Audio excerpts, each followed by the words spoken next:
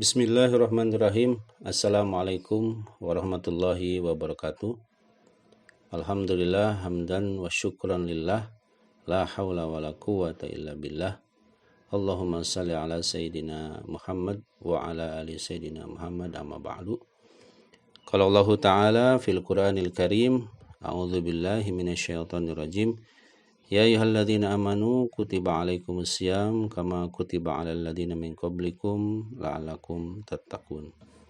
Shadaqallahul azim. Keluarga besar BPS Kabupaten Ciamis, Bapak Ibu sekalian yang dirahmati Allah Subhanahu wa taala.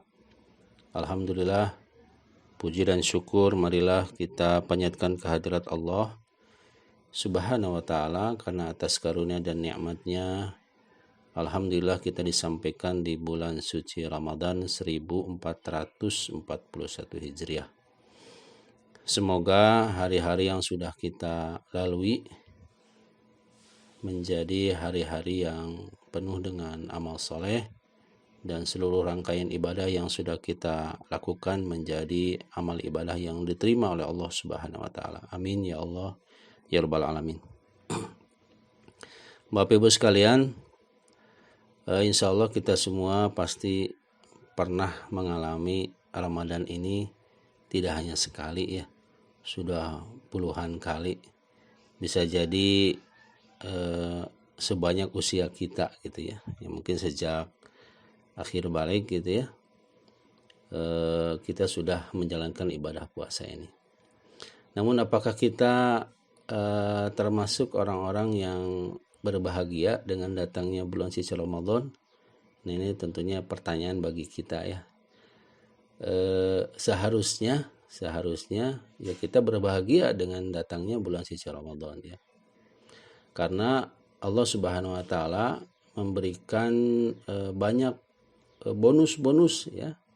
Bonus-bonus yang tidak diberikan di bulan-bulan selain bulan suci Ramadan gitu. Kalau kita misalnya menyimak dari berbagai keterangan ya, yang disampaikan oleh para ulama ya tentang bulan suci Ramadan ya. Di antaranya adalah bahwa di bulan suci Ramadan ini kita memiliki peluang untuk dibersihkan dosa-dosa dan kesalahan kita di masa yang lalu. Saya kira kita semua tidak ada yang bersih dari kesalahan dan dosa. Dan di Ramadan ini kita berpeluang untuk dibersihkan dan kembali seperti bayi yang baru lahir. Ya, Masya Allah. Jadi ini sebuah anugerah yang Allah berikan kepada orang-orang mukmin. Kemudian juga Allah menurunkan banyak rahmat ya. Bahkan yang mengatakan 10 hari pertama itu rahmat, kemudian 10 hari kedua itu pengampunan ya, kemudian 10 hari ketiga itu adalah itqum minan nar ya, dilindungi dari api neraka. Dan selama bulan suci Ramadan ini juga pintu-pintu neraka ditutup untuk orang-orang beriman, orang-orang yang saum ya. Kemudian keutamaan yang lainnya juga bahwa siapa yang beramal sunnah di bulan suci Ramadan ini itu setara dengan amalan wajib ya. Dan barang siapa yang melakukan amal wajib itu dilipat gandakan pahalanya berkali-kali lipat gitu. Dan ini adalah keistimewaan yang Allah berikan di bulan suci Ramadan. Bahkan kalau kita bersedekah di bulan suci Ramadan itu Allah lipat gandakan hingga 700 kali lipat. Itu di hari biasa ya, apalagi di bulan suci Ramadan gitu. Siapa juga yang membaca satu huruf Al-Qur'an ya, satu huruf itu mendapat 10 kebaikan ya. Jadi kalau kita mendawamkan membaca Al-Quran selama bulan suci Ramadan ini, berapa huruf yang sudah kita baca dan berapa kebaikan yang akan Allah berikan kepada kita. Bahkan saking rahman dan rahimnya Allah kepada kita, mungkin ini bagi ibu-ibu yang kebetulan sedang datang bulan dan tidak bisa melaksanakan ibadah saum, jangan berkecil hati ya.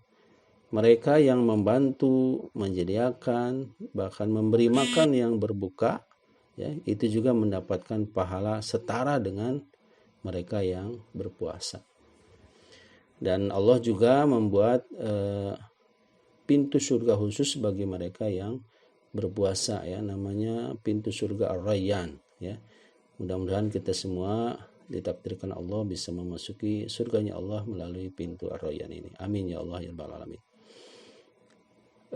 Tentunya itu semua mudah-mudahan bisa menambah semangat kita dalam menjalani hari-hari Ramadan ini dengan amal-amal kebaikan ya.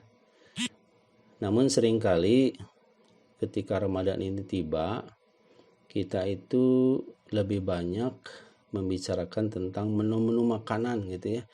Hari ini masak apa, besok masak apa, ya besoknya lagi masak apa. Terutama mungkin ibu-ibu ya, karena kalau bapak-bapak mah tinggal makan aja gitu ya. Nah, jarang sekali di antara kita ketika Ramadan itu menetapkan goals mungkin ya, atau tujuan-tujuan atau target-target gitu ya. Jadi goals ini bisa berupa target amalan-amalan tertentu gitu ya. Misalnya Ramadan ini kita akan menyelesaikan tilawah satu hari berapa lembar, atau satu hari berapa juz gitu ya. Atau goals yang lainnya misalnya kita akan sedekah sehari sekian gitu ya. Atau Ramadan ini kita akan membaca buku ini sampai tuntas, atau target-target yang lain lah gitu selama Ramadan ini. Nah seringkali ini luput dari kita ya, sehingga Ramadan ya berjalan begitu saja, tidak ada amalan-amalan unggulan gitu ya. Dan kita tidak pernah men-setting goals ini sejak awal. Sehingga Ramadan ini terasa seperti biasa-biasa saja, tidak spesial gitu ya. Nah mudah-mudahan mumpung kita masih di awal, mari kita tetapkan goals kita di bulan Ramadan ini ya. Baik tilawahnya, baik sedekahnya, baik peningkatan kapasitas diri dengan membaca buku-buku referensi dan lain sebagainya. Kemudian yang kedua, tidak hanya selesai di menetapkan goals ya, tapi juga harus menyusun strategi. Strategi itu adalah langkah untuk mencapai goals yang sudah ditetapkan gitu ya. Jadi kalau tadi kita sudah menetapkan tilawahnya, sedekahnya, baca buku dan lain sebagainya. Kemudian bagaimana strategi untuk bisa mencapai goals tadi? Apakah dicicil tilawahnya misalnya setiap habis sholat wajib sekian lembar ya, kali sekian kali sehingga target yang sudah ditetapkan tercapai. Atau misalnya setiap hari sedekah, atau setiap minggu sedekah, atau berapa kali sedekahnya, itu strateginya ya. Jadi strategi ini adalah langkah untuk mencapai goals yang sudah ditetapkan tadi di awal.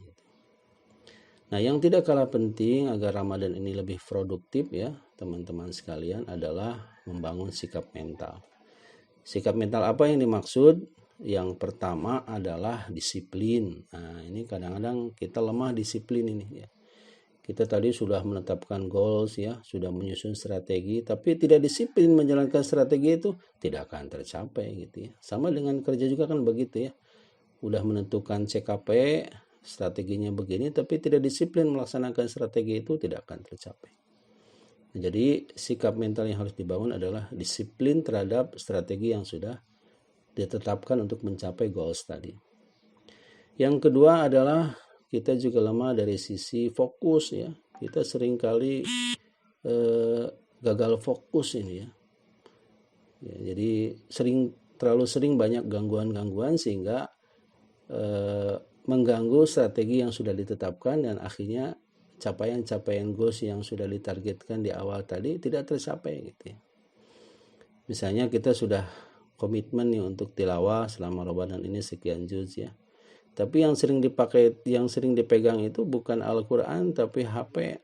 Kalau sudah megang HP kadang-kadang bisa bermenit-menit, berjam-jam gitu ya. Padahal tilawah mah hanya sekian menit, sekian jam gitu.